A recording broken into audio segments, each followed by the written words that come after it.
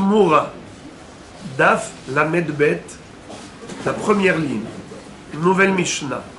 Ehad Kodshe Mizbeach, Ve'ehad Kodshe Bedek Habayit, En Meshanin Otan, Mikdusha Likdusha. De quoi parle cette Mishnah? Elle va traiter de la question suivante. Est-ce qu'on peut changer le statut d'un objet qui était déjà kadosh? C'est-à-dire qu'on voudrait maintenant lui donner un autre nom. Par exemple, passer d'une kedusha kala à kedusha hamura. Quel est le rapport avec Masechet Tmura? Vous l'avez compris évidemment. La Torah nous interdit d'échanger un korban. Remplacer une bête qui est korban par une autre bête qui est profane, qui est holim, en disant celle-là sera sacrifiée à la place de celle-là. Et si jamais il a transgressé le issou, quel est le résultat? Les deux seront kadosh. Comme il est écrit dans la Torah, Lo yahalifenu velo yemirenu ve'im hamer yamir oto ve'aya im hamer yamir ve'aya utmurato yekodesh. Si jamais la personne a transgressé l'interdit d'échanger un korban, le résultat des courses, c'est que le transfert de Kedusha n'aura pas lieu, mais il y aura plutôt extension de la Kedusha, contamination. Même la deuxième bête sera kadosh comme la première. Ça veut dire qu'on aura deux bêtes kadosh au lieu d'une. Mais il n'y aura pas de désacralisation de la première grâce à la sacralisation de la deuxième. Ça, c'était le sujet principal de Masechet Temura. Maintenant, on va traiter une autre question. Non pas de quelqu'un qui veut échanger l'objet A en le remplaçant par l'objet B. Non, c'est pas de cela qu'il s'agit dans cette Mishnah. Mais on parle de quelqu'un qui veut changer le statut de l'objet lui-même. L'objet était Kadosh, Kedusha, niveau 1. Il veut faire passer cet objet à une Kedusha, niveau 2. Est-ce que c'est possible? La Mishnah nous dit Ehad Kodshe Mizbeach Ve'ehad Kodshe Bedek Habayit En Meshanin Otan Mikdusha Likdusha. On ne peut pas changer le statut d'un objet qui était Kadosh. Regardez s'il vous plaît Rashi. Premier Rashi de la page. Mikdusha Likdusha. De Kodshe Bedek Habayit Shigdisham la Mizbeach Lo asa klum. ובקודשי מזבח אין משנים מקדושת עולה לשלמים ומשלמים לעולה. Rashi dit, quel est le sens, la signification de cette Mishnah qui nous dit que on n'a pas le droit de changer. La Kedusha, c'est que ce soit de Kedushat Mizbeach à Kedushat Bedek Habayit, ou l'inverse, de faire en sorte que une bête, par exemple, qui avait un niveau de Kedusha de Bedek Habayit, et on voudrait maintenant lui conférer le statut de Kedusha Tagouf, la Mizbeach, eh bien, ce n'est pas possible. Bien que de Kedusha Bedek Habayit à Kedusha Mizbeach, il y a là une promotion, un surclassement. Mahalin Bakodesh. Malgré tout, on ne peut pas. Les Lorasa Klum, ça ne sert à rien. Ces paroles sont vaines, dans le sens où il n'y aura pas d'impact. Même s'il a essayé de transformer l'objet et de lui donner un statut meilleur d'une Kedusha Kala à Kedusha Hamura, comme passer de Kedusha de Bedek Habayit. C'est quoi Bedek Habayit? Alors il faut demander. Alors Bedek Habayit, c'est l'intendance. C'est l'intendance du Beth Amikdash. Lorsqu'il s'agit par exemple de restaurer le Beth Amikdash. Lorsqu'il s'agit par exemple d'acheter des ustensiles pour le Beth Amikdash. Tout ça, c'est l'intendance, l'entretien. Ça s'appelle Bedek Habayit. Bedek, c'est Hizouk. Hizouk Habayit. Le renforcement de la maison, du Beth Amikdash. Et par contre, les korbanot, ça s'appelle comment? Kedushat Mizbeach. C'est carrément le sacrifice qui sera offert sur l'autel. Eh bien, figurez-vous qu'on ne peut pas changer un objet et le transformer, d'aller de Kedusha ordinaire à une Kedusha supérieure. On ne peut pas. Une fois que c'est Kadosh, c'est Kadosh. Et la question est de savoir d'où on apprend cela. Quelle est la raison? Alors il y a deux explications. Écoutez les belles explications. La première, c'est que lorsqu'on a offert au Hekdesh quelque chose, lorsqu'on a consacré un objet et qu'il est devenu sacré, désormais, il ne nous appartient plus. À qui il appartient? À Kadosh Baruch Hu. Quelque chose qui ne m'appartient plus, je ne suis pas en mesure de le sacraliser. Exemple, Réhouven et Shimon. Est-ce que Réhouven peut consacrer au Beth Amikdash un objet appartenant à Shimon? Évidemment que non. Eh bien, c'est la même chose. Un objet qui a déjà été consacré à Kadosh Baruch Hu, même si c'est un niveau de Kedusha ordinaire, et maintenant il voudrait l'élever à un niveau de Kedusha supérieur, ça ne marchera pas. Pourquoi ça ne marchera pas? Parce que cet objet n'est plus à lui. Il appartient déjà à Kadosh Baruch Hu, donc tu ne peux pas faire la pluie et le beau temps. L'objet ne t'appartient plus. Tu n'es plus en mesure de pouvoir décider du niveau de Kedusha de cet objet qui n'est plus à toi. Première explication. Deuxième raison pour laquelle il n'est pas possible de surclasser l'objet Kadosh, c'est parce que une Kedusha ne peut pas reposer sur un objet qui est déjà Kadosh, car la Kedusha c'est une réalité. Et donc lorsque l'objet est déjà Kadosh, il est déjà envahi de la dimension de sainteté, il est déjà plein, c'est comme un verre qui est déjà plein. On ne peut pas remplir un verre qui est déjà plein. Comment on dit? Lorsqu'il est plein, je le vide. Mais lorsqu'il est vide, je le plains. Donc, on ne peut pas rajouter une Kedusha sur un objet qui est déjà Kadosh. Il y a déjà la Kedusha. Alors comment tu vas faire maintenant pour rajouter? Donc d'une manière ou d'une autre, la halakha est claire, limpide comme l'eau de roche, c'est qu'un objet Kadosh, on ne peut pas lui rajouter une nouvelle dimension de Kedusha. Soit pour la raison première, à savoir qu'une fois qu'il est déjà Kadosh, il n'appartient plus à l'homme. L'homme ne peut pas consacrer un objet dont il n'est pas le propriétaire, soit parce que, même s'il était propriétaire, mais étant donné que l'objet est déjà Kadosh, En Kedusha, Hala al Kedusha. Maintenant, la Mishnah continue et nous dit Umakdishin otan hekdesh ilouy. Qu'est-ce que ça veut dire Makdishin otan hekdesh ilouy? Le mot ilouy, nous personnellement on aurait traduit ilouy, ça veut dire aliyah, olé, quelque chose de supérieur. On peut être Magdish, une Kedusha supérieure. Mais pourquoi c'est impossible de traduire ainsi? Car on vient de dire le contraire. On vient maintenant de dire qu'il n'est pas possible de changer le statut d'un objet Kadosh, même si on veut le faire passer de Kedushat Bedek Habayit au Kedushat Mizbeach, ou bien un Korban Shelamim en faire un Korban Ola. Ça veut dire même dans le Kodshe Mizbeach, il y a des niveaux. Il y a Kadashim Kalim et Kodshe Kadashim.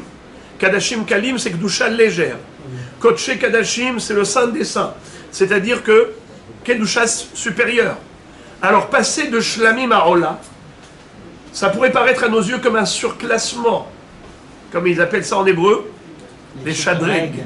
Quand vous allez dans une location de voiture, prenez une voiture ordinaire, il vous donne une supérieure, il dit c'était les shidrug, shidrag tilecha.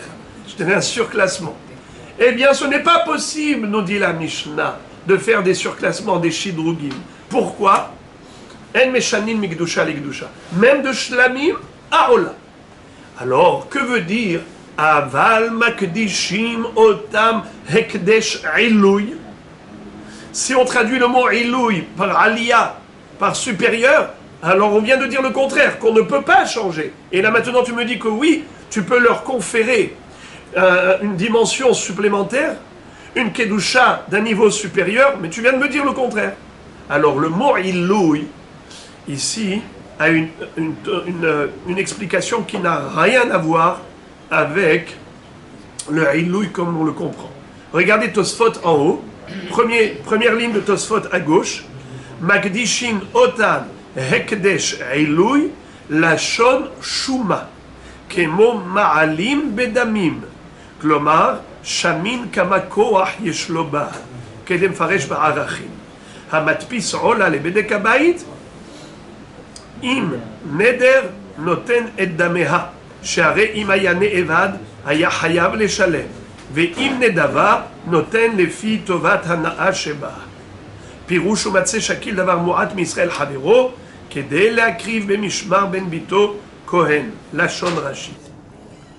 Alors quel est le sens de Ilouy d'après ce qu'on vient de lire maintenant? Ilouy ça veut dire shuma. Shuma en araméen ça veut dire évaluation. Même en hébreu c'est Hasham orchotav ba'olam hazeh Vesam derech arenu beyeshar Elokim. Hasham orchotav, celui qui pèse, celui qui évalue ses gestes, celui qui mesure son comportement. Tout ce qu'il fait est avec jugeote, réflexion, logique. Tout doit être équilibré. Alors, en effet, nous disons comme ça. Hekdesh ilouy. Il sanctifie la valeur telle qu'elle est évaluée. Qu'est-ce que ça veut dire? Il ne peut pas changer le statut, lui donner une autre kedusha, une autre dimension de sainteté. En meshanin mikdusha likdusha, aval makdish ekdesh ilouy. Mais il peut être makdish le ilouy, l'évaluation. Qu'est-ce que ça veut dire être makdish, l'évaluation? Écoutez Rabotai, c'est un peu complexe, mais pas difficile. Lorsque je suis propriétaire d'une bête que j'ai sacralisée, j'ai dit, je prends sur moi un engagement, un neder, d'offrir un korban ola, un holocauste. Maintenant, j'ai pris une bête, j'ai dit, la voilà. Cette bête-là sera le moyen pour moi de m'acquitter de mon neder. C'est cette bête qui est ola. Voici cette bête, je vais la sacrifier pour m'acquitter de mon neder. Maintenant, si cette bête a disparu, qu'est-ce qui va se passer? Je vais devoir apporter une autre. Si j'apporte une autre, là je peux faire mieux. Très bien. Si je n'apporte pas, je ne suis pas quitte. Comment ça s'appelle en hébreu? Hayav be'acharayut. Ça, c'est dans le cas de neder. Maintenant, si c'était nedava, c'est quoi nedava? Il n'a pas dit hare alay ola. Il a dit hare zu ola. Il a pris la bête, il a dit cette bête-là, elle est ola. Si jamais elle s'est égarée, elle a été perdue ou on me l'a volée, est-ce que j'ai besoin d'en apporter une autre? Non. Car depuis le début, je ne me suis jamais engagé personnellement. J'ai simplement sacralisé la bête. J'ai consacré cette bête. C'est celle-là et pas une autre. Donc si celle-là a été égarée, je n'ai aucune responsabilité vis-à-vis du Beth Amikdash. Donc vous avez compris la différence entre Neder et Nedava. Neder, quel est le Lachon? Hare alay. Nedava, quel est le Lachon? Harezu. La différence, c'est au niveau de la harayut. Nedarim, hayav be'harayutan. Nedavot, eno hayav be'harayutan. Alors maintenant, écoutez les amis. Imaginons, quelqu'un, on lui a volé le neder, ou il a perdu. Il va devoir débourser de l'argent. Alors maintenant, il a tout intérêt à bien garder sa bête, hein, pour ne pas devoir débourser encore une fois. Cette bête, qu'est-ce qu'elle vaut pour lui? Elle vaut pour lui la valeur de la bête. Parce que s'il perd cette bête, il doit payer encore une fois la valeur de cette bête. Donc il a maintenant dans cette bête, quelque part, un lien avec cette bête. C'est quoi le lien? C'est la valeur, la contre-valeur de la bête. Et étant donné que la contre-valeur de la bête, c'est ce sur quoi il est engagé, la harayut qu'il a, c'est par rapport à la valeur de la bête. Si maintenant il dit Hareni Makdish, je voudrais que cette bête-là soit kadosh, n'est-ce pas? Il ne peut pas, on a dit qu'il ne peut pas être rajouter une autre dimension de kedusha. Ce qui est déjà kadosh ne peut pas être à nouveau kadosh, c'est déjà kadosh. Mais en fait, il s'est engagé à faire quoi? À apporter au Beth Amikdash, à la trésorerie du Beth Amikdash, apporter quoi? La contre-valeur de cette bête. Il doit apporter au Beth Amikdash Hekdesh Ilouy. Le Hekdesh Ilouy, c'est le niveau de sa responsabilité qui le lie à cette bête. Cette bête, qu'est-ce qu'elle vaut pour lui? Elle vaut pour lui la responsabilité qu'il a vis-à-vis d'elle, vis-à-vis du Beth Amikdash. Et c'est quoi sa responsabilité? C'est toute la valeur de la bête. Alors maintenant, lorsqu'il a dit « Je voudrais être Makdish », qu'est-ce qu'il se doit d'apporter au Beth Amikdash? Mais c'est déjà Kadosh, Ribbono Shel Olam, qu'est-ce que tu es Makdish? Un objet qui est déjà Kadosh. Eh bien, il est Makdish, la contre-valeur de cet objet. cas de perte. Non! Le cas de mort. Étant donné qu'en cas de perte, il se doit d'apporter cette valeur, alors bien que maintenant il n'y a pas eu de perte, l'objet est là. Et il dit, je voudrais être Makdish cet objet. Alors on lui dit, tu es fou quoi? Mais En Meshanim Mekdusha Lekdusha, qu'est-ce que tu veux? Qu'est-ce que tu veux? Tu as déjà été Makdish cette bête. Alors qu'est-ce que tu es Makdish encore une fois? C'est ce qu'on appelle Kemahta Hunta Hanta. Tu as moulu de la farine déjà moulue. Alors qu'est-ce qu'il est Makdish? Quelque chose qui est déjà Kadosh. Il est fou? Non, il n'est pas fou. Sa kavana, c'est d'offrir au Beth Amikdash la valeur de cette bête. Puisque c'est cela ce qu'il a vis-à-vis de cette bête. C'est la responsabilité par rapport à sa valeur. Et c'est cela qu'il veut offrir au Beth Amikdash, au Bedek Habayit. Il ne reste pas moins qu'il doit amener la première. Évidemment, bravo. Il n'en reste pas moins que la première bête, elle est Korban Ola, et il doit l'offrir au Beth Amikdash. C'est tout à fait normal, c'est son devoir. Alors qu'est-ce qu'il a voulu dire en disant « Je suis Makdish cette bête encore une fois au Beth Amikdash » alors qu'elle est déjà Kadosh?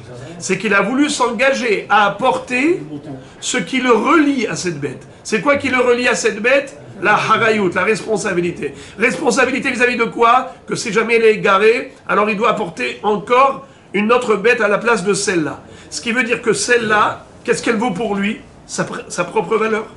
Donc la contre-valeur de cette bête, c'est ça ce qu'il s'engage à apporter. Donc il va apporter deux choses au Beth Amikdash. Une bête qui est Korban Ola, il va la sacrifier normalement. Et de l'argent en espèces qu'il va donner au Gizbar du Beth Amikdash en tant que Bedek Habayit. C'est quoi Bedek Habayit? L'intendance, la trésorerie. Dans l'autre cas, là c'était plus facile. Là vous l'avez compris facilement. Mais maintenant, quelque chose d'un peu plus difficile, c'est dans le cas où cette bête elle était Olat Nedava, pas Olat Neder. Il n'avait pas dit Hare Alay Ola, et ensuite il a désigné la bête. Il a dit Harezur Ola. Directement c'était désigné. Puisque c'était désigné directement, comment elle s'appelle? Nedava. Si jamais elle a été égarée ou volée, il ne doit rien. Alors maintenant, quand il dit cette bête-là, je suis Makdishota. On a dit Ekdesh Ilouy. Il doit apporter quoi? La contre-valeur? Mais non, là il n'y a pas de contre-valeur, bravo. Car même si la bête elle a été perdue ou volée, il n'a aucune responsabilité. Puisqu'il n'a aucune responsabilité, il n'y a pas de contre-valeur. Donc il ne s'est pas engagé à apporter la contre-valeur. Alors qu'est-ce qu'il doit apporter tout de même au Beth Amikdash? Tovat Hana'a. C'est quoi Tovat Hana'a? Hein? Alors écoutez bien. Tovat Hana'a, respirez un coup. Imaginez-vous, le propriétaire de cette bête qui a consacré la bête au Beth Amikdash en tant que Korban Ola, arrive son voisin et lui dit: tonton, ça te dérangerait pas de donner, d'attendre pour sacrifier ta bête, que mon petit-fils qui est Cohen, qu'il soit lui dans le mishmar de cette semaine, qui va lui sacrifier ton Korban Ola, afin qu'il puisse prendre ensuite la peau. Parce que vous savez que la peau des bêtes n'était pas sacrifiée. À qui est-ce qu'il la prenait? Les Kohanim. Les Kohanim, ils prennent la peau des bêtes. Alors maintenant, regarde, moi, ma fille, elle s'est mariée avec Monsieur Cohen. J'ai un petit-fils Cohen. Ça ne te dérange pas, s'il te plaît, ton Korban que tu as voulu sacrifier au Beth Amikdash, attends juste la semaine où celui qui sera en exercice sera mon petit-fils. Parce que vous savez qu'il y avait 24 semaines pour les 24 Mishmarot. David Ameler a organisé les choses de cette manière, à ce qu'il y ait chaque semaine un autre Mishmar, une autre garde. Chaque garde était composée de 6 familles, selon une version, 6 familles. Ce qu'on appelle Bet Av. C'est quoi Bet Av? Il y a un père de famille, un chef de famille, et ce chef de famille, il allait officier pendant une journée. On avait 6 familles différentes qui allaient constituer le Mishmar, et le Shabbat Kodesh, c'est toutes les familles ensemble qui allaient œuvrer dans le Beth Amikdash. Et ce jour-là, ils allaient quitter le jour du Shabbat, le Beth Amikdash, pour se faire remplacer par le nouveau Mishmar de Kohanim rentrant. Il y avait Esrim ve'arba'a Mishmarot Kehuna. Chaque Mishmar était composé de 6 Baté Avot. Et le Shabbat, qu'est-ce qu'ils allaient faire quand ils allaient sortir? Ils allaient manger le Lechem Apanim. Le Lechem Apanim, ce pain de présentation qui était posé sur la table, était remplacé par un nouveau pain. L'ancien pain était consommé par les Kohanim. Lesquels Kohanim? Les 2 Mishmarot. Le Mishmar rentrant et le Mishmar sortant. Alors maintenant, il lui dit: écoute, on est des bons voisins. Tu veux pas, s'il te plaît, offrir ton sacrifice que tu as fait Nedava quand ce sera mon petit-fils Cohen qui va être au Beth Amikdash? Parce que j'ai envie que ce soit lui qui prenne la peau. Et il dit: qu'est-ce que tu me donnes? Il lui dit: tiens, allez, je te donne 30 shekels. Allez, vas-y, sois gentil. Combien coûte ce service? Combien c'est cette Tovat Hana'a? 30 shekels. Alors, quelqu'un qui est Makdish au Beth Amikdash, alors, Hekdesh Ilouy, par rapport à Nedava, en fait, qu'est-ce qu'il a offert au Beth Amikdash? Ce qu'il aurait pu gagner. Combien il aurait pu gagner? 30 shekels. C'est ça, par exemple, ce qu'il aurait pu avoir comme Tovat Hana'a. Donc, ce qui le relie à cette bête, c'est la Tovat Hana'a. C'est ça qu'il est Makdish. Donc, c'est comme si, en d'autres termes, il avait dit: je voudrais offrir au trésor du Beth Amikdash, au Bedek Habayit, 30 shekels. Alors, ça, c'est plus complexe. Alors, interrogation, les amis, interrogation orale. Dites-moi, qu'est-ce que ça veut dire Hekdesh Ilouy? Et comment est-ce qu'on l'applique lorsque quelqu'un a été Makdish Hekdesh Ilouy de Korban Olat Neder et quelqu'un qui a été Makdish Hekdesh Ilouy de Olat Nedava? Allez, comment ça s'applique? Lorsqu'il a dit: je suis Makdish ce Korban Ola. Alors ce Ola, il est soit Neder, soit Nedava. Combien il doit payer si c'est un Neder? Combien il doit payer si c'est Nedava? Si c'est Nedava, il doit payer juste la valeur de la 0. C'est la réponse. Bravo. Les frères et les amis, c'est parti. Umaharimin Otan. Qu'est-ce que ça veut dire Umaharimin Otan? Il y a le mot Mechir dedans. Non, pas du tout. Non. Le mot Herem. Herem, il existe deux sortes de Herem. Herem, c'est un synonyme de Hekdesh. Herem, c'est un synonyme de Hekdesh. Alors, il existe deux sortes de Herem. Les kherem, c'est les Soit Herem la Kohanim, soit Herem la Hekdesh. Herem Lachem. Herem Lachem. Soit le Herem, c'est Kodesh Bedek Habayit pour le trésor du Beth Amikdash, soit le Herem, c'est pour les Kohanim. Ça veut dire que il y a une Kedusha sur ce Herem, mais Akadosh Baruch Hu a dit que ce Herem sera offert aux Kohanim. Alors maintenant, qu'est-ce qu'on est en train de dire? Qu'à propos de Hermé Kohanim, quelque chose qui a été Hekdesh pour les Kohanim. Qu'est-ce qu'il va donner aux Kohanim si la personne a pris un objet qui était Kadosh, et il dit ce sera Herem la Kohanim? Mais ça ne va pas. Ça y est, c'est déjà Kadosh. Korban Ola. Tu dois l'offrir offrir au Mizbeach. Le sacrifier. Qu'est-ce que tu es en train de dire? Herem la Kohanim. Tu rigoles ou quoi? Non, je ne rigole pas. Je voudrais faire exactement comme on avait dit avant pour Hekdesh Iloui les Bedek Habayit, mais ce sera Herem Iloui la Kohanim. Vous l'avez compris? Vous avez compris? Exactement comme on avait dit tout à l'heure. Pour quelqu'un qui va être Makdish, un korban qui est déjà Kadosh. Et on avait dit que ce n'est pas possible de changer le statut d'une bête. Le statut d'un korban n'est pas changeable. Comment c'est écrit sur le billet de train? Non changeable et non modifiable. D'accord? Impossible. C'est vrai. Alors qu'est-ce qu'il dit ce monsieur? Il sait qu'on ne peut pas modifier. Alors qu'est-ce qu'il est en train de dire là? Non, il ne dit pas des bêtises. Il veut Ekdesh Iloui. Il veut offrir soit la contre-valeur, si c'est un Neder, soit le Tovatana'a, si c'est Nedava. Eh bien, ce sera pareil dans la mesure où, au lieu de consacrer au Bedek Habayit, c'est-à-dire à l'intendance du Beth Amikdash, pour la restauration du Beth Amikdash ou pour l'acquisition des ustensiles nécessaires au Beth Amikdash, il a utilisé plutôt le terme de Herem la Kohanim. Herem la Kohanim. Alors, combien il va devoir reverser à ce Herem la Kohanim, cet argent qui va revenir au Kohanim finalement? Eh bien, soit, si c'est Neder, c'est la contre-valeur mamash du Korban Ola. Le Ola coûtait 10 000 shekels, il payera 10 000 shekels pour Herem la Kohanim.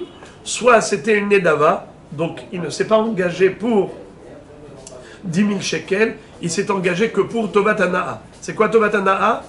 L'argent qu'il aurait pu toucher de son voisin, qui aurait pu lui dire, écoute, mon petit-fils est un Kohen, s'il te plaît, rends-moi service.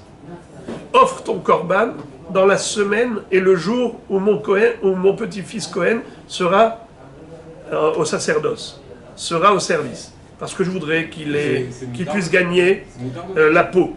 Je voudrais qu'il puisse gagner la peau. Et c'est moutard. Puisque c'est moutard, donc c'est cela ce qui le relie à ce korban. Ce qui le relie à ce korban, c'est la possibilité de toucher des sous qui s'appellent Tovatana'a. Donc qu'est-ce qu'il a sacrifié maintenant? Plutôt qu'est-ce qu'il a offert maintenant au Kohanim? C'est ça, cette valeur-là. Eh bien, Baruch Hashem, vous avez tout compris.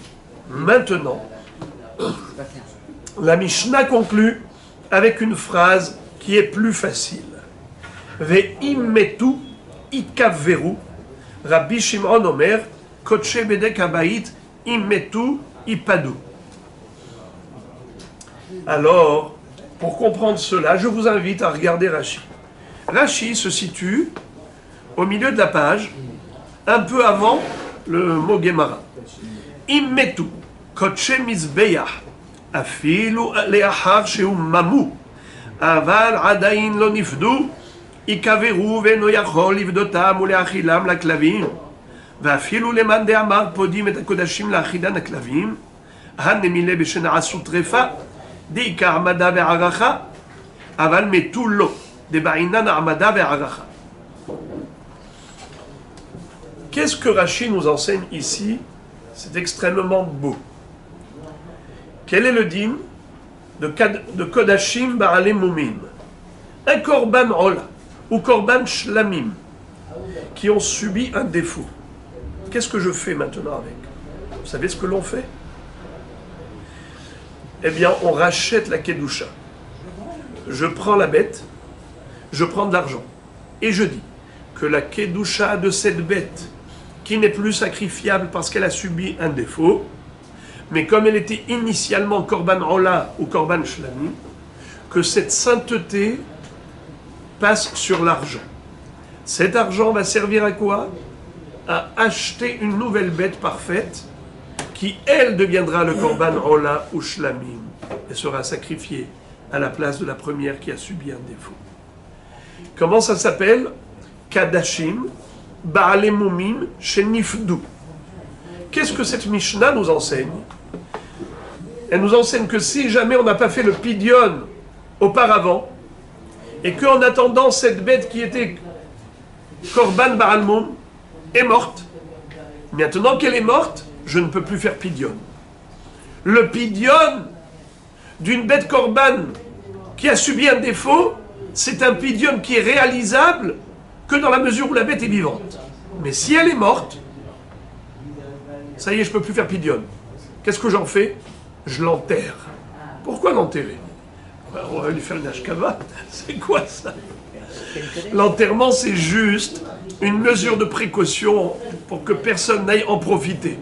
Parce que quelqu'un va voir une charogne, il va dire, tiens, moi j'ai un chien, j'ai envie de lui donner un peu de viande, je vais le gâter, mon dog. Eh bien, assour! Ça, c'est une bête qui était korban, même si elle a eu un défaut, et même si elle est morte, maintenant c'est un cadavre, mais malgré tout, c'est un korban, il y a une kedusha. Alors tu vas dire maintenant, eh bien rachète, elle est morte, tu ne peux pas la sacrifier. Eh bien c'est pas grave, c'est comme une bête vivante, qui était korban, et elle a subi un défaut, qu'est-ce que tu fais? Tu fais pidyon, tu transfères la kedusha sur de l'argent. Avec cet argent, tu vas acheter une nouvelle bête que tu vas sacrifier. Pourquoi tu ne fais pas ça même dans le cas où elle est morte? Deux raisons nous donne Rashi. Première raison, on l'a vu hier ou avant-hier, je ne me souviens plus. Pour les chiens. Bravo, On peut pas le donner au clavim. bravo, Hazak. La Torah nous dit, à propos des korbanot, lorsqu'ils ont subi un défaut et qu'ils ont fait pidyon, on va racheter la kedusha. Alors, qu'est-ce qu'on fait avec la bête maintenant? Elle est désacralisée, puisque la kedusha est passée sur l'argent. Alors maintenant, je peux faire ce que je veux? Non, j'ai des restrictions. Je ne peux que la manger. Je ne peux pas tondre la laine. Je ne peux pas traire le lait. Je ne peux pas la faire travailler. Je ne peux pas non plus donner la viande aux chiens. Mais on peut la manger? Oui. On peut la manger. Comme c'est écrit, Tisbah ve'achalta bassa. Répétez. Ve'achalta bassa. Regardez. C'est quoi Tisbah? Faire la shrita. Tisbah velo giza. C'est quoi velo giza? Pas de tonte de laine. La gauze. Mais pourquoi on pourrait la manger? Regarde. D'abord, on apprend la lacha, après poser la question. Tisbah velo giza. Ve'achalta, tu mangeras velo la klavim. Pas les chiens. Bassar velo halav. Donc on voit toutes les restrictions. Qu'est-ce qu'elle était cette bête? Rappelez-moi qu'est-ce qu'elle était. Elle était au début quoi? Korban ola ou korban shlami. Ensuite qu'est-ce qu'elle a subi? Un défaut. Après qu'est-ce qu'on a fait? On l'a enterré. Pidyon. Non, elle est encore vivante. Elle est encore vivante. Après on parlera de celle qui est morte.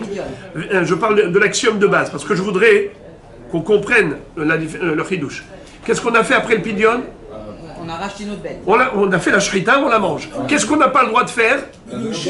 La donner au chien, ou tondre la laine, ou boire le lait. Très bien. Alors, maintenant, c'est quoi votre question? Pourquoi on la mange? Ah ouais, C'est la kapara. D'après un man des Hamar, d'après un man des Hamar, c'est que le chien qu'on a interdit. Hein, bravo. Hazak. Alors maintenant, écoutez maintenant. Les frères et les amis, est-ce que j'ai le droit de donner au chien? Non. Alors maintenant, une bête qui avait un défaut qui est morte toute seule, Je ne lui ai pas fait la shrita. Est-ce que j'ai le droit de la manger? Bah non, parce qu'elle est morte. Maintenant, je lui fais pidion. Je pourrais la manger? Non, pourquoi? Elle est tout marre. Parce que c'est nevela. Comment ça s'appelle en hébreu? Nevela. Une charogne. J'ai le droit de manger une charogne? Non, il n'y a pas eu de shrita. Donc, qu'est-ce que je peux faire avec cette viande? Je ne peux que la donner au chien. Or, la Torah, qu'est-ce qu'elle me dit? Ve'achalta velo la clavim. Tu dois pouvoir la manger et pas la donner aux chiens. Or, cette viande, elle est bonne que pour les chiens. Puisque elle est bonne que pour les chiens, tu n'as pas le droit de donner aux chiens, donc tu ne peux pas faire pidion. Vous comprenez maintenant le raisonnement à l'envers. Puisque la Torah te dit que normalement, après le pidion, tu ne peux que manger, pas la donner aux chiens. Donc maintenant qu'il s'agit d'une bête qui, après avoir subi un défaut, elle est morte, c'est évident que tu ne peux pas faire pidion, car tu ne pourras pas lui appliquer la règle laquelle devait achalta. Tu ne peux pas manger.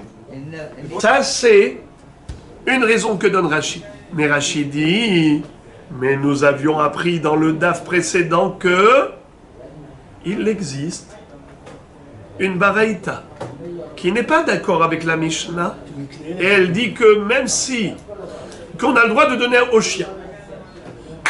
Rappelez-vous, mahloket. Il y a des Tanaïm qui pensent qu'on n'a pas le droit de donner aux chiens cette viande. Il y a ceux qui disent qu'on a le droit de donner aux chiens cette viande. Alors Rachid dit, d'après celui qui autorise de donner les kadashim ba'alemumim shenivdu, il permet de donner aux chiens. Alors pourquoi est-ce qu'ici on nous dit qu'une fois que la bête est morte et que ce n'est plus qu'une nevela, tu ne peux plus faire de pidion? Là, Malo, pourquoi tu dis kaveru? Tu ne peux que l'enterrer. Ezeyofi, écoutez le deuxième hidouche. Rashi nous dit, parce que c'est écrit Vehe'emid, Vehe'erich HaKohen. Ha'amada Ve'aracha. Pour ceux qui se souviennent, il y a 4 mois, on avait appris ça. Que lorsqu'on veut faire pidion, il faut que la bête se tienne debout et le Kohen vienne pour l'évaluer. Il faut qu'elle tienne debout. Si elle est morte, comment elle va tenir debout? Pour la haracha. C'est la raison pour laquelle la Mishnah nous dit immetu ikaveru. Tu ne peux pas faire pidion. Car pour faire pidion, il faut évaluation. Pour faire évaluation, il faut la faire tenir debout. Or, une fois qu'elle est morte, ce n'est plus possible. Voilà la raison pour laquelle la Mishnah nous a dit que c'est Kotchemis Beyar, Immetu Ikaveru. Dans le pidion, c'est que si il n'a pas fait pidion, alors les lois ne s'appliquent pas. Comment S'il n'a pas fait pidion, les lois ne s'appliquent pas non plus. De Verhata, les trois dinim. C'est que quand il y a pidion, que les 3 dinim on peut le faire. S'il n'y a pas pidion, peut-être que les 3 dinim, ça s'applique même. Parce que sur le lait, on ne peut pas l'avoir. Elle est morte. Qu'est-ce que vous dites, Rabbeinu Shalita? Vous dites les choses à l'envers, là. Ouais. La logique veut qu'on obtienne des permissions après le pidion. Mais si on ne fait pas le pidion, donc il n'y a aucune permission. Alors, écoutez, Bekitsu, maintenant on a compris que Imetu Ikaveru. Mais Rabbi Shimon Omer Kotshe Bedekabait Imetu Ipadu. Rabbi Shimon nous dit attention, il y a 2 sortes de Kedusha. Kedushat Mizbeya et Kedushat Bedekabait. Quand est-ce que l'on dit que si la bête est morte, il n'y a plus rien à faire, on l'enterre? Parce que on ne peut pas faire un pidion après la mort. Eh bien, Tanakama, c'est-à-dire le premier Tana Hachamim, n'ont pas distingué entre Kodshe Mizbeach et Kodshe Bedekabait. Ils ont dit Imetu Ikaveru. Arrive Rabbi Shimon, il précise attention, c'est seulement pour Kodshe Mizbeach qu'on dit Imetu Ikaveru. Aval Kodshe Bedekabait, Ipadou. Même après la mort, on peut faire pidion. Pourquoi? Parce que Rabbi Shimon pense que ce digne de Ha'amada ve'aracha ne s'applique au Kodshe Mizbeach. Mais Bedekabait, la Torah n'a jamais exigé Ha'amada ve'aracha. C'est ça la mahloket. Pour Rabbi Shimon, Pourquoi Kodesh Bedek Habayit, même si la bête est morte, mais puisqu'elle avait qu'une Kedusha de Bedek Habayit, eh bien, c'est possible de faire Pidyon même après la mort de la bête. Pourquoi? Parce que la Torah, quand elle a dit Ve'ermid, Ve'erich HaKohen, ce n'est que par rapport à une bête qui était Kadosh B'Kedushat Haguf la Mizbeach. Mais si c'était que Bedek Habayit, la Torah n'a jamais exigé de Hamada Va'aracha. Alors on peut faire Pidyon. Regardez s'il vous plaît le dernier Rashi de la Mishnah, juste avant le mot Gemara, au milieu de la page. Ipadou, c'est qui parle? Rabbi Shimon. De lo hayu bichlal ha'amada ve'aracha. Kedemuchach ta'ama b'Gemara. Ça veut dire, Rabbi Shimon te dit, la Torah, quand elle a parlé de ha'amada ve'aracha, ce n'est que par rapport à Mizbeach, mais pas par rapport à Bedek Habayit. Fin de la Mishnah.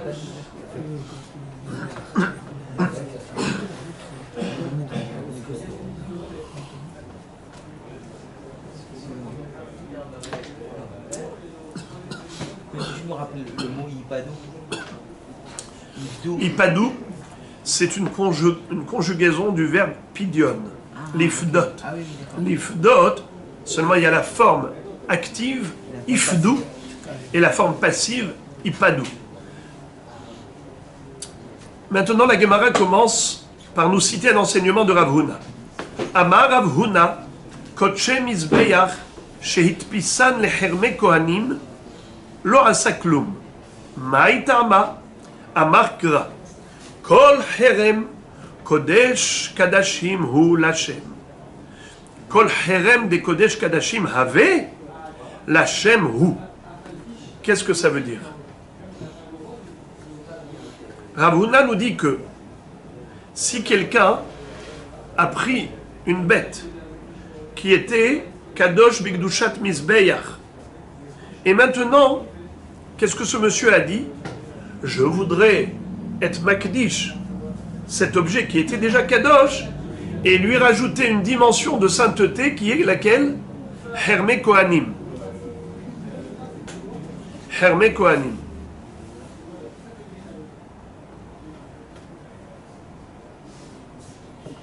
Lo asakloum. Il n'y a pas d'effet, il n'y a pas d'impact.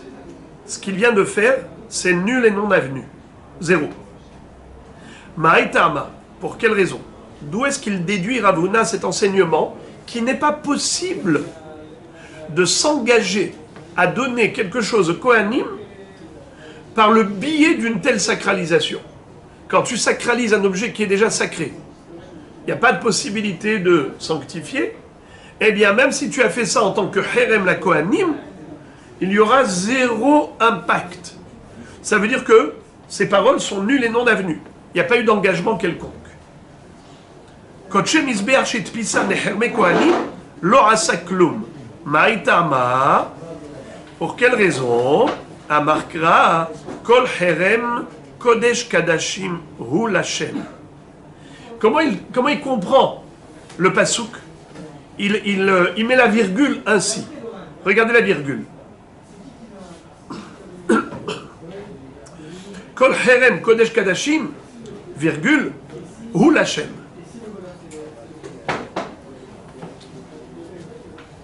Comment il interprète ce pasouk?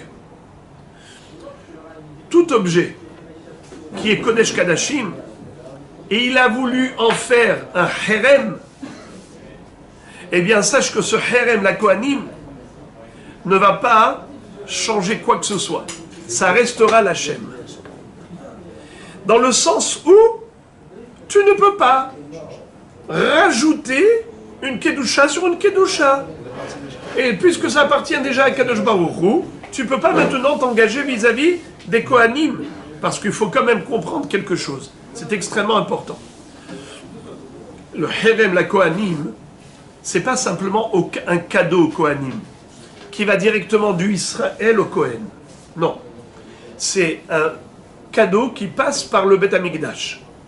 Comme si moi je donne à Hachem, et Hachem il donne au Kohen. Un peu comme les korbanot Hatat et Hacham. Vous savez que les Kohanim ils mangent du korban Hatat, ils mangent du korban Hacham. Lorsqu'ils mangent Mais qui est-ce qui leur a donné le droit de manger les korbanot? C'est Akadosh Baruch Hu. Korban, n'importe quel korban, c'est Hachem. Et ensuite, Hachem, il invite les Kohanim à sa table. La même chose, Herem la Kohanim. Je fais Herem à Akadosh Baruch Hu qui dit de donner aux Kohanim. Seulement, le langage, il est différent. Si je dis Herem l'Hachem, alors c'est le Bedek Habayit.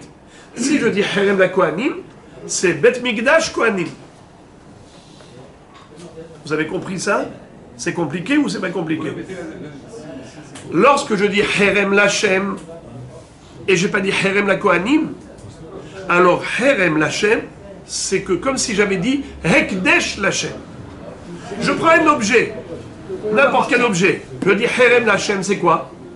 Je le donne au Gizba, du Bet Amikdash. Qu'est-ce qu'il va en faire?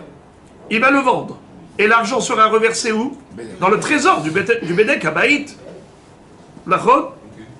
Maintenant, si je dis Herem la Kohanim, cet objet, il est Herem la Kohanim, qu'est-ce que ça veut dire? Il est déjà Hekdesh. Non, je parle d'un objet qui est profane. Je dis Herem la Kohanim, qu'est-ce que j'en fais? On peut sauver les Kohen. Attention, on vient même. Je le donne au Bet Amikdash qui le donnera au Kohanim. Ouais. Ouais, il donne le Kohanim direct. Oui, mais vous avez compris, au niveau du processus, ce n'est pas un cadeau qui va directement du Israël au Kohen. D'accord? Jamais. Ça passe par le biais du Hekdesh qui va au Kohen. Un petit peu comme un Korban Hatat, Korban Hacham. Qui est-ce qui mange? C'est le Kohen. Mais d'où il a eu? C'est le Israël qui lui a donné? Non. Le Israël, il a donné au Bet Amikdash, le Bet Amikdash a donné au Kohen.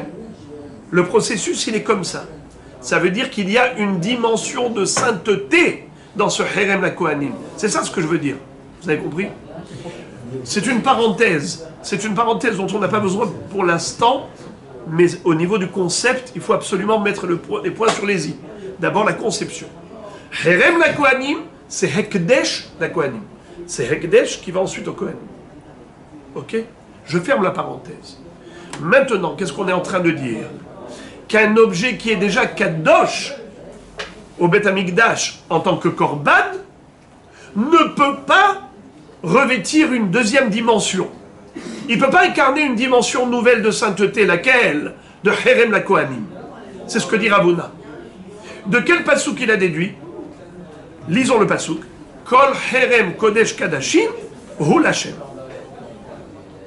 Qu'est-ce que ça veut dire? Un Herem, j'ai envie de faire Herem la Kohanim. Mais par rapport à quel objet? Qui est Kodesh Kadashim, déjà Kodesh Kadashim? Eh bien, Hu Lashem. Il restera Hachem, il y aura zéro engagement vis-à-vis des Kohanim. C'est clair? Zéro. Maintenant, la Gemara pose première question. Metive. Kodesh Bedek Habayit, Shit Pisan, Ben le Kodesh Mizbeach, Ben le Herme Kohanim, Lo Asa Klum. Herme Kohanim Shit Pisan, Ben le Kodesh Mizbeach, Ben le Kodesh Bedek Habayit, Lo Asa Klum. HaKodesh Mizbeach Shit Pis le Herme Kohanim, Ma She'asa Asui, Tiuvta de Rav Huna. La Gemara pose une première question. L'objection qui est adressée à Rav Huna, elle est basée sur une citation de Baraïta. Que dit-elle? La Baraïta nous enseigne deux halachot. Et voilà comment elle va être la kushia. La kushia, elle va être par déduction. Tu vois qu'on nous a enseigné que deux halachot et pas trois. On va nous citer deux catégories en nous disant, voici la halacha. Deuxième catégorie, voici la halacha. Mais on ne va pas nous citer la troisième catégorie. La Gemara va faire une déduction. Du fait que la Braïta nous a pas parlé de la troisième catégorie, ça veut dire que par rapport à la troisième catégorie, la halacha n'est pas la même. Et donc ça va être une kushia sur Ravuna qui avait dit que la halacha est la même. Écoutez ça. Première halacha. Kodesh Bedek Habayit Sheit Pisan. Ben le Kodesh Mizbeach, Ben le Herme Kohanim, Lo Asa Klum. Si je prends un objet qui était Kadosh Bigdushat Bedek Habayit, c'est-à-dire qu'il n'était pas prédisposé à être sacrifié sur l'autel, sur le Mizbeach. C'était juste une Kedusha d'Amim, le Bedek Habayit, pour l'intendance du Bet Amikdash. Ensuite, lui, qu'est-ce qu'il fait le bonhomme? Il a dit, je voudrais transformer cet objet qui est kadosh, par exemple une bête qui était kadosh, les Bedek Habayit, je voudrais qu'elle soit kadosh les Mizbeach. Ou bien je voudrais qu'elle soit kadosh les Hermé Kohanim. Lo asaklum. Ces paroles sont caduques, nulles et non avenues. Première halakha. Donc de quoi on parlait, les amis? S'il vous plaît, aidez-moi. De quoi on parlait? De Kodshe Bedek Habayit. Quelle dimension il a voulu rajouter? Mizbeach. Ou bien, quelle dimension? Hermé Kohanim. Bravo. Quel est le résultat de ces paroles? Bravo. 0. Nul. Deuxième cas de figure. Hermé Kohanim. C'était quoi l'objet? Qu'est-ce qu'il était l'objet? Herem la Kohanim. C'est-à-dire un Hekdesh pour les Kohanim. Qu'est-ce qu'il veut maintenant lui rajouter? Itpisan, ben les Kodshe Mizbeach, ben les Kodshe Bedek Habayit, lo asaklum. Quelle dimension de sainteté a-t-il voulu rajouter? Bravo. Soit Mizbeach, soit Bedek Habayit. C'est déjà quoi? Non, c'était Hermé Kohanim. L'objet, qu'est-ce qu'il était l'objet? Non, non, pas du tout. Il était Hermé Kohanim. C'était un Hekdesh qui devait aller au Kohanim. Ensuite, qu'est-ce que lui il a voulu rajouter comme dimension? Une sainteté supérieure. Bedek Habayit. Ou bien encore plus supérieure. Même Mizbeach. Lo asaklum, c'est-à-dire que ces paroles n'ont aucun impact. Puisque cet objet était déjà kadosh, finish.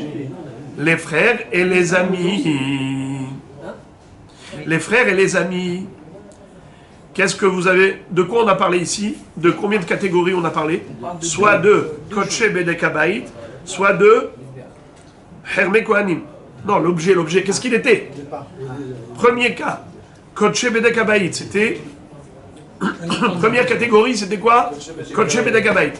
Deuxième catégorie, évoquée par la Braïta, Hermé Kohanim. On n'a pas parlé de Kodshe Mizbeach. Qu'est-ce qu'on n'a pas parlé de quelle catégorie? Kodshe Mizbeach. Donc on n'a pas parlé de Kodshe Mizbeach. Mais là, il nous dit, là, Kol Chirem Kodesh Kadeshim ou Lachem. Rabbi Shlomo, on est en train maintenant de citer une baraïta pour contredire Rav Huna.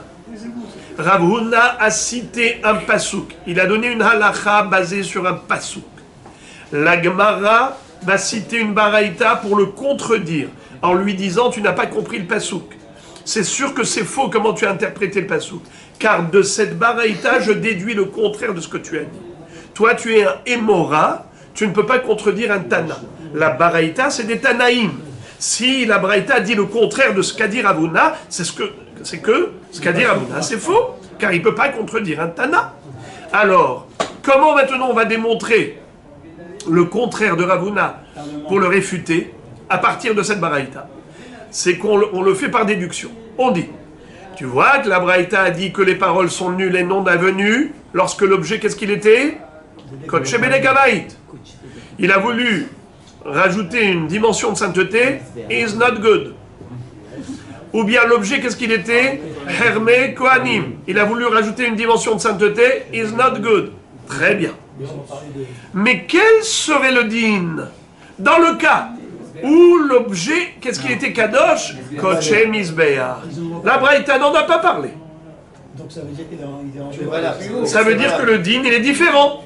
Alors si tu as dit l'orasa kloum pour Kodshe Bedek Habayit, l'orasa kloum pour Hermé Kohanim, et tu n'as pas dit l'orasa kloum pour Kodshe Mizbeach, ça veut dire que pour Kodshe Mizbeach, Amar, Asa, ce n'est pas que l'orasa kloum, au contraire, on peut rajouter par exemple, en disant, je voudrais que ce soit Hermé Kohanim, alors que l'objet il est déjà Kodshe Mizbeach, je voudrais en faire un Hermé Kohanim, ça marche, puisque la Braïta n'a pas dit l'orasa kloum, donc c'est que ça marche.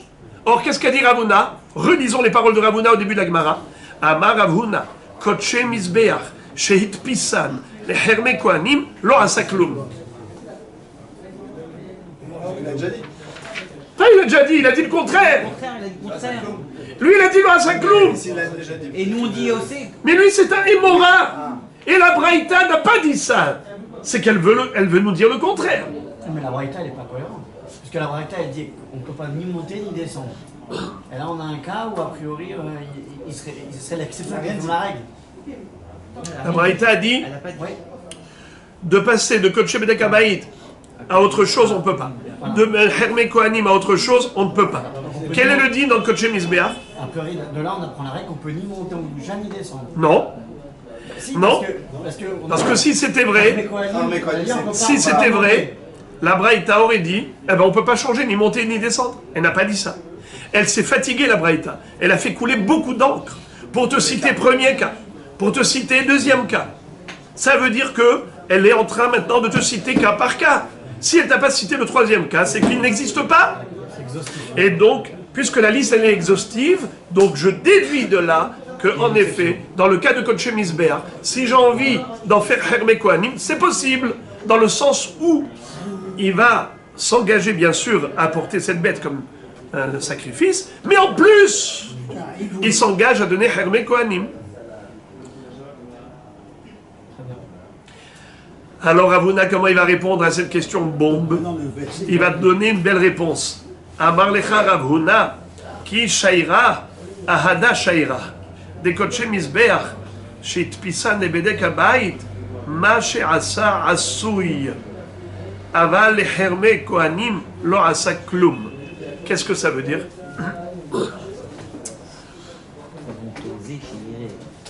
L'Agmara, Ravuna plutôt, répond très joliment. Il dit la chose suivante. Tu veux savoir pourquoi on ne l'a pas cité? Ahada Shaira. C'est à cause de cela qu'on l'a laissé de côté. On n'a pas parlé de la catégorie Kodesh Mizbeach. On n'a parlé que de la catégorie Kodesh Bedek Habayit. Également de Kodesh Hermé Kohanim. Mais on n'a pas parlé de Kodesh Mizbeach. C'est pas parce que s'il en avait fait Hermé Kohanim, ça marcherait. Non, j'ai raison de dire que ça marcherait pas. Mais il y a une autre chose qui aurait pu marcher, c'est Kodesh Bedek Habayit. Si en prenant le Kodesh Mizbeach, il dit je voudrais l'offrir en tant que Kodesh Bedek Habayit, eh bien il doit apporter deux choses. Déjà le sacrifier et en plus reverser au trésor du Beth Amikdash le prix de Bedek Habayit. Mais s'il dit je donne au Hermé Kohanim, caduc, nul et non avenu, comme moi Ravuna je l'ai dit. Alors la Gemara pose la question, elle dit Velitneye Gabe Hanach. Alors pourquoi la Braïta ne l'a pas dit? C'est beau ce que tu dis, mais c'est faux. Parce que si c'était vrai, pourquoi la Braïta n'a pas dit ça?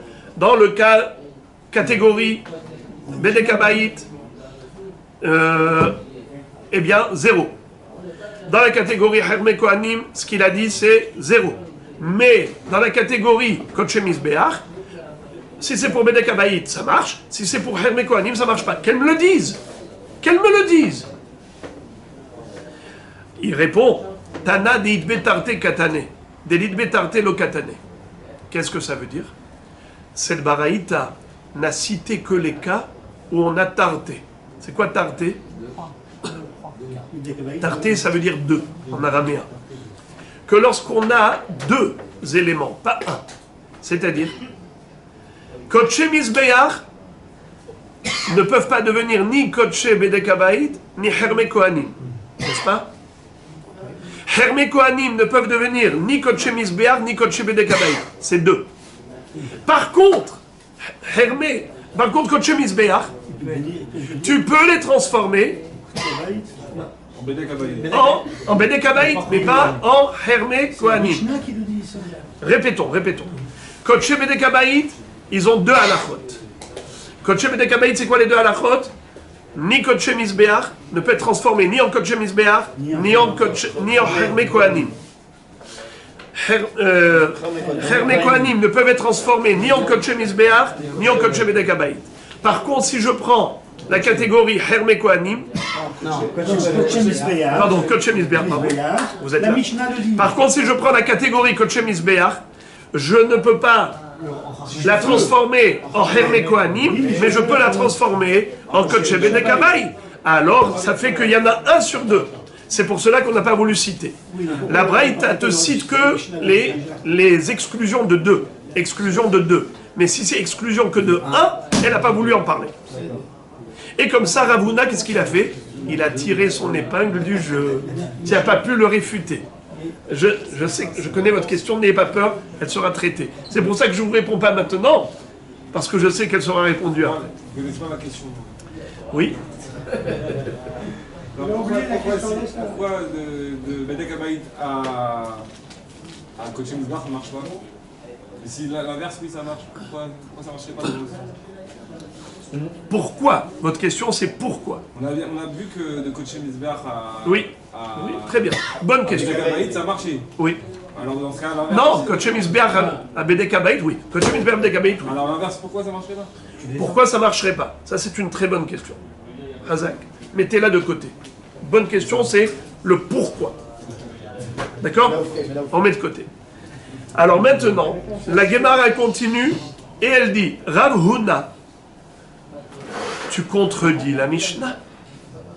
Tnan, umagdishin otan hekdesh ilui, umaharimin otan mailav hekdesh ilui lebedek abayit, umaharimin leherme kohen. Qu'est-ce qu'on a appris dans notre Mishnah? Pour ceux qui s'en souviennent encore, ça fait pas très longtemps, à peine 3/4 d'heure. On avait appris que si on avait une bête qui était coachée Misbéach, et que la personne a décidé d'en faire un Hekdesh Illouy, c'est quoi Hekdesh Illouy? Bravo! Si c'est un Neder, c'est la contre-valeur. Si c'est Nedava, Tomatana'a. Il peut s'engager à le donner au Bedek Abayit. Ou non. Deuxième halakha, Maharimin Otan. C'est quoi Maharimin? Herem Nemi? La Kohanim. Oh, il vaille. Rav Huna, comment tu peux contredire une Mishnah? Notre Mishnah dit tout le contraire. Notre Mishnah nous dit Maharimin Otan. On peut offrir aux Kohanim par le biais de Hermé Kohanim, même ce qui était Kodesh Mizbeach initialement. J'ai pris un élément qui était Kadosh B'Kedushat Mizbeach et j'ai dit maintenant je voudrais que ce soit Herem la Kohanim. La Mishnah nous dit clairement que c'est possible. Comment toi, Rav Huna, tu peux dire Lo Amar Klum, Lo Amar Klum. Ribono Shel Olam. Rav Huna, tu contredis une Mishnah? Réponse. Lo. Idi ve idi koche bedek abayit. Lo shnam apikleu belashon hekdesh le bedek abayit ve lo shnam apikleu belashon herme le bedek abayit. Eh bien, figurez-vous que Rav Huna a décidé de nous traduire le mot haramim, maharimin notan la Mishnah, non pas dans le sens de herem la kohanim, mais dans le sens de herem le bedek abayit. Maintenant, les amis, vous avez compris pourquoi j'ai tenu dans l'introduction de rappeler qu'il existe dans la Torah deux sortes de haramim. Herem la Shem, qui est herem le bedek abayit, et herem la kohanim. Un herem qui est ekdesh, mais qui est finalement offert au kohanim. Alors, dosidos. Rav Huna te dit, qui te permet de traduire Maharimin Otan dans le sens de Kohanim? Moi, je te dirais que Maharimin, c'est Ekdesh Bedek Abayit. Ah, tu vas me dire, alors à quoi ça sert? C'est blanc bonnet, bonnet blanc. Ekdesh Bedek Abayit, c'est Ekdesh Bedek Abayit. Herem le Bedek Abayit, c'est le Bedek Abayit. Alors, qu'est-ce qu'on a gagné? Alors, le chidouche, c'est au niveau du langage. C'est pour te dire qu'il n'y a pas de différence comment l'homme s'est exprimé. Qu'il ait employé un langage de Herem ou qu'il ait employé un langage de Hekdesh, kif kif, c'est pareil. C'est ça ce que la Mishnah a voulu t'enseigner.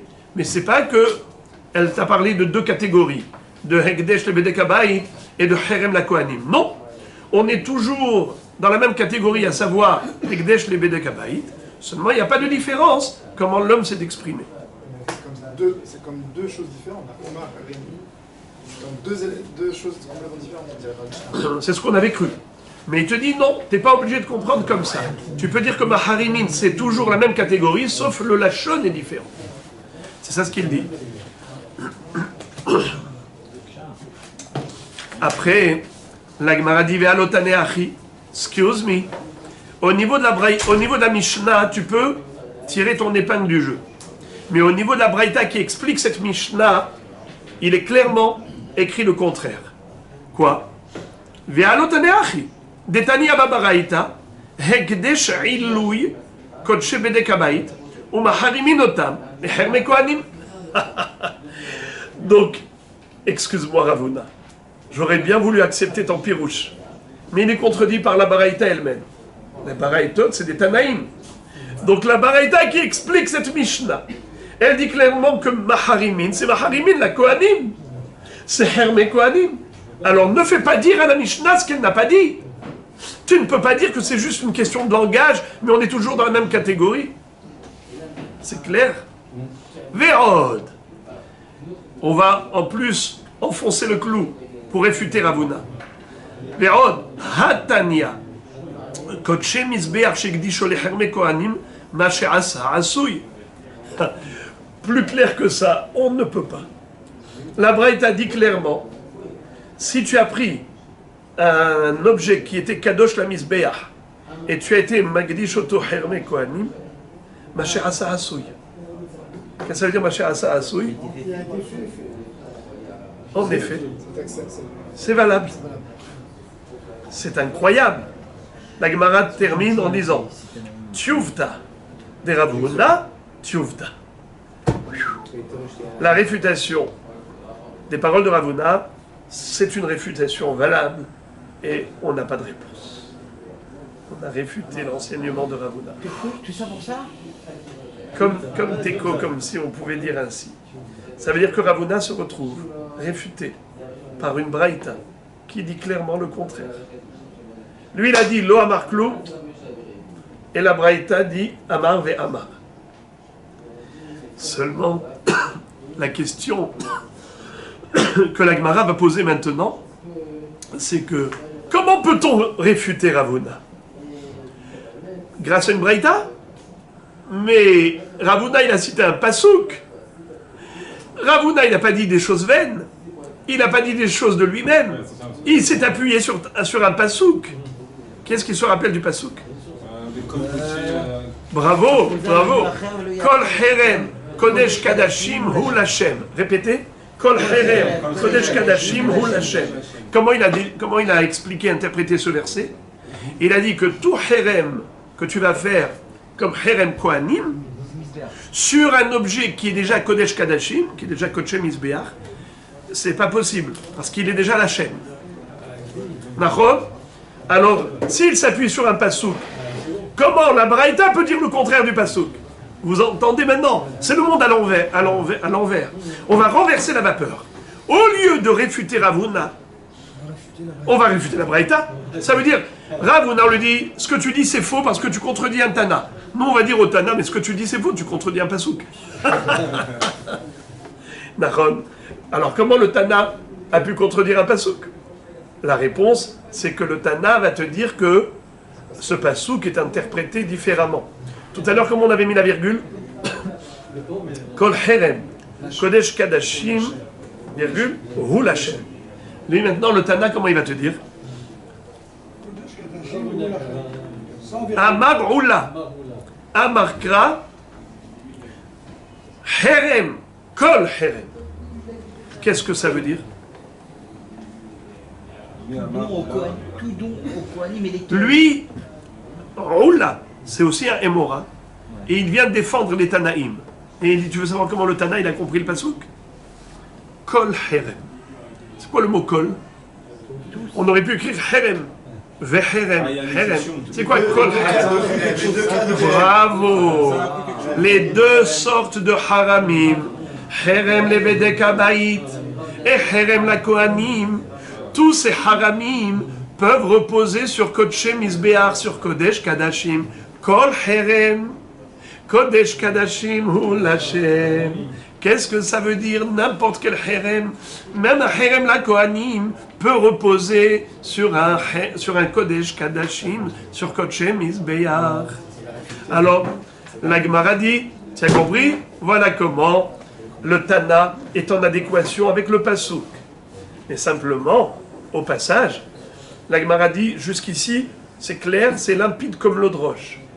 Ce qui me pose problème, c'est que Oula, qui vient de donner cette réponse, c'est lui qui nous a interprété le pasouk au profit du Tana, n'est-ce pas? Le problème, c'est que lui, maintenant, se contredit.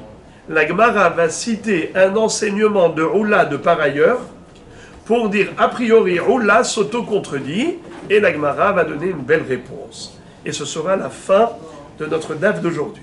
Regardez ça. Umi amar Oula hachi. Est-ce possible que Oula ait dit une chose pareille, que quoi? Que Herem la Kohanim peut reposer sur un Kodesh Mizbeach? Pourtant, Ve'amar Oula, Hamatpis Ola le Bedek Habayit, En ba ela ikuv gizbarim bilvad. Qu'est-ce que ça veut dire? Que Oula pense que même Kedushat Bedek Habayit, ça ne peut pas reposer sur Kedushat Mizbeach. Je m'explique. J'ai un Korban Ola. Et je prends ce Korban Ola et je dis Hareu Kadosh le Bedek Habayit. Eh bien, ces paroles sont nulles et non avenues. La seule chose qu'on va devoir faire après ces paroles, c'est-à-dire le seul impact de ces paroles, c'est quoi? C'est que qui est-ce qui gère le Bedek Habayit? Qui est-ce qui sait? Le Gizbar. Le Gizbar, le trésorier du Beth Amikdash, c'est lui qui va vendre les objets offerts et ainsi de suite. C'est lui qui s'occupe de la gestion. Eh bien, figurez-vous, quand je vais dire que ce Korban, il est désormais Bedek Habayit, c'est vrai que ces paroles sont nulles et non avenues, mais il y a quand même un impact. Lequel? C'est que comme s'il a donné le Korban au Gizbar, et alors, on a une halacha, que le propriétaire du Korban doit se tenir devant le Korban au moment du sacrifice. Et donc, lorsque Réhouven a dit, ce Korban Ola que je dois sacrifier, je l'offre au Bedek Habayit, c'est comme s'il avait dit, je l'offre au Gizbar. Parce que ça passe par le Gizbar, parce que le Gizbar donne au Kohanim.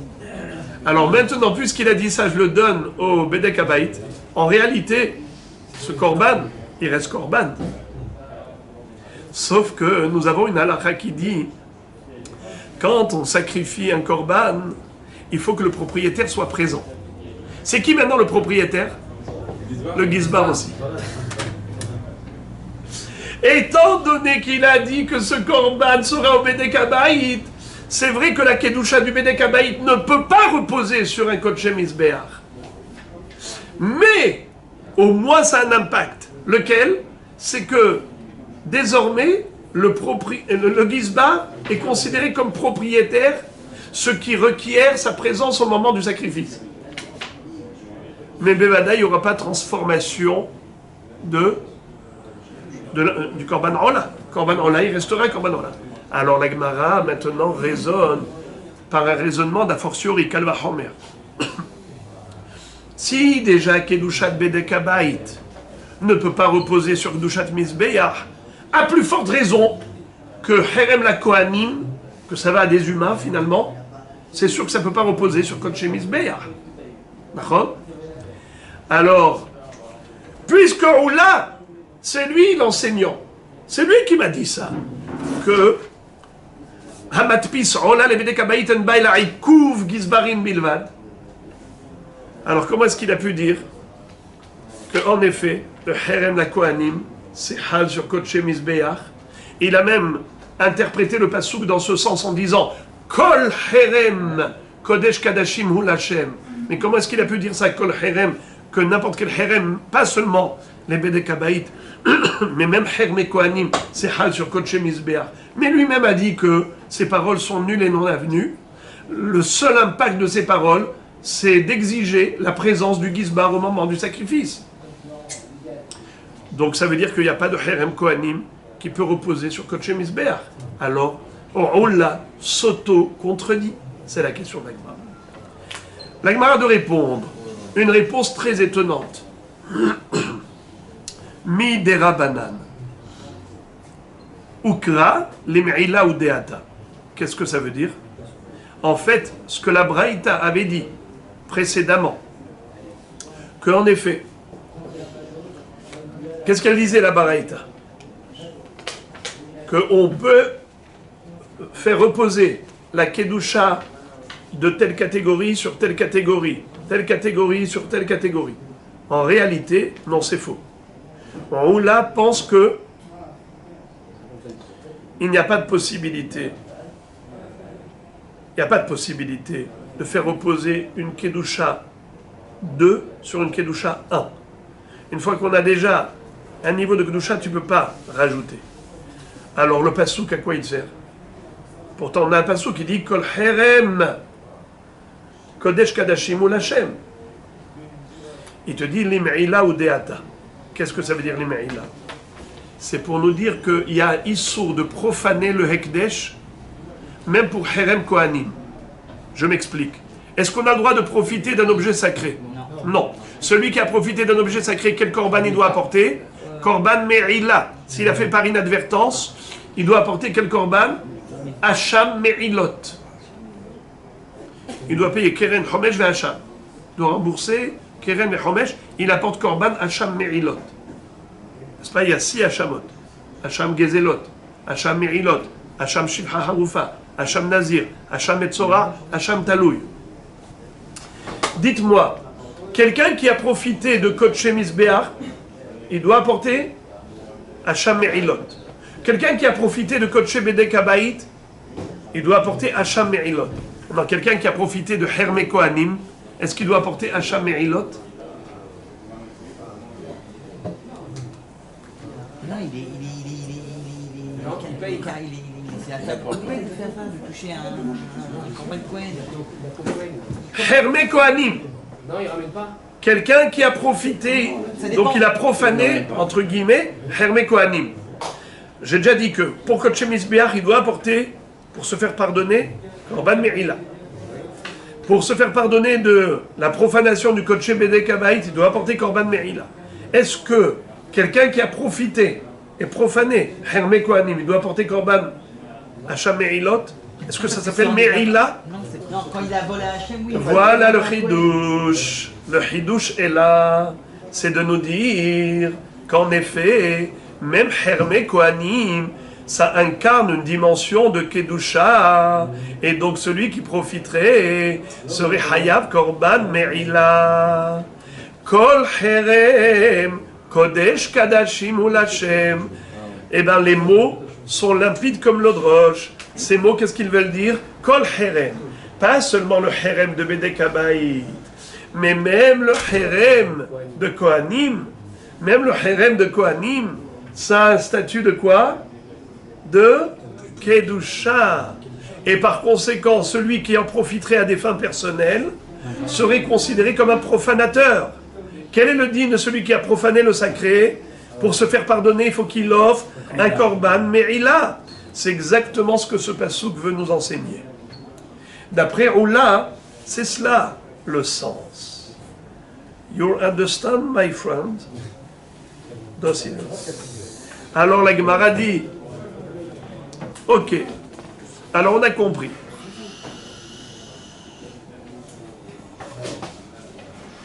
Ultamir, d'après ce que tu me dis là maintenant, que Kodesh Kadashim ou Lachem, c'est pour nous dire que même le Herem, la Kohanim, celui qui en profite, c'est comme s'il a profané le sacré. Hade Amar Rabbi Yanai, En Me'ila Meforeshet Mina Torah, Ela Be'ola Bilvad, Sheneemar, Nefesh Kitim'ol Ma'al, Ve'hat'a Bishgaga Mikoche Hashem, Aval Hatat Ve'asham, Lo Nafka Ila Mide Rabbi, Detanya, Rabbi Omer, Kol Helev Lashem, Les Rabbot Imori Kadashim Kalim Lim'ila. Qu'est-ce que ça veut dire? La Gemara dit, comment tu peux oser dire que celui qui profane les Hermé Kohanim, ça veut dire qu'il en profite à des fins personnelles, c'est comme s'il avait profané le sacré. Et donc il serait Hayav Korban Me'ila. Mais c'est juste impossible. Quelle est la preuve? c'est que nous voyons que la notion de Me'ila dans la Torah, elle figure à propos de Korban Ola.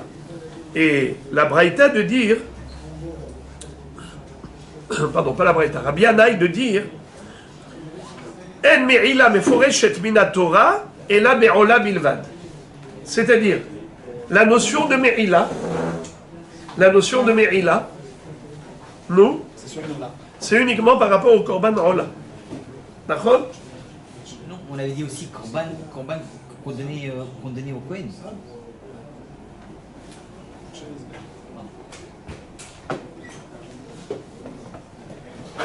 On est bien d'accord, oui ou non? Korban Me'ila n'est pas écrit clairement dans la Torah par rapport à tous les Korbanot, par rapport à tous les Kadashim. C'est que par rapport à Korban Ola. De ce fait, nous disons, d'où tu sais que même pour Hatat et Hacham, la notion de Me'ila existe. Quelqu'un qui a profité du Korban Hatat ou du Korban Hacham. Qui dit que c'est comme Ola? Peut-être que Ola, qui est entièrement brûlé sur le Mizbeach, consumé sur l'autel, c'est une Kedusha supérieure. D'accord? Un Kodesh Kadashim qui est entièrement consumé sur le Mizbeach. Mais qui dit que Hatat et Hacham, qui est consommé partiellement par les Kohanim, il y a également la notion de Me'ila. D'où le sait-on? Parce que c'est écrit Kol Chelev Lashem. D'accord? Nefesh Kitim Ol Ma'al Ve'hat'a Bishgaga Mikotche Hashem. Amiyuhadim Lashem. Aval Hatat Ve'Hacham, d'où on le sait? Le Nafka il a mis des rabbis. C'est Rabbi qui nous a enseigné la source. De Amar Rabbi Kol Chelev Lashem. Les rabot imur et kadashim kalim lim'ila. Qu'est-ce que ça veut dire? Kol chelev lachem. Tout ce qui est chelev, tout ce qui est graisse consumée sur l'autel, s'appelle appartenant à Dieu. Si ça appartient à Dieu, l'homme n'a pas le droit d'en profiter. S'il en profite, ça s'appelle profaner le sacré. Il doit apporter korban me'ila. Donc, Kol chelev lachem, c'est pour dire pas seulement Hatat et Hacham qui sont Kodesh Kadashim, mais même Shlamim qui sont Kadashim Kalim, ou Abechor et Maaser qui sont Kadashim Kalim. Mais étant donné que le Chelev, la graisse, est offerte à Kadosh Baruch Hu, eh bien c'est Emorim, c'est-à-dire ces graisses-là qui sont brûlées sur le Mizbeach, c'est comme Korban Ola, c'est l'Hachem. Et si tu profanes, tu as profané le sacré. Ok? Si tu en profites, ça s'appelle profanation du sacré. Alors, qu'est-ce que nous voyons d'ici? Que même pour les Kadashim Kalim, il a fallu un pasouk. Sous-entendu, que tu ne peux pas te permettre d'inclure dans la liste de tout ce qui est Hayav Korban Me'ila, autre chose que ce qui figure clairement dans les psukim. Alors, comment ça fait pour ajouter le Hermé Kohanim? D'ailleurs, la Gemara, entre parenthèses, pose la question, elle dit Lama likra Kodesh Kadashim Ktiv Behu, et la Valgav des Kodesh Kadashim Ktiv Behu, Ba'ikra les Rabori Inhu Lim'ila, Haramim Nami, Afalgav des Kodesh Kadashim Ktiv Behu, Ba'ikra les Rabori Inhu Lim'ila. La Gemara dit tu vois clairement que même le Korban Hatat et Hacham, bien que la Torah elle-même a qualifié le Korban Hatat et Hacham de Kodesh Kadashim, malgré tout, on ne pouvait pas se permettre de dire qu'un homme qui a profané le Hatat ou Hacham est Hayav Korban Me'ila, si ce n'était que il y avait un passou qui disait Kol Chelev Lachem. Et pourtant, ça s'appelait Kodesh Kadashim. Et il fallait malgré tout un passouk spécial que Rabbeinu Akadosh a cité.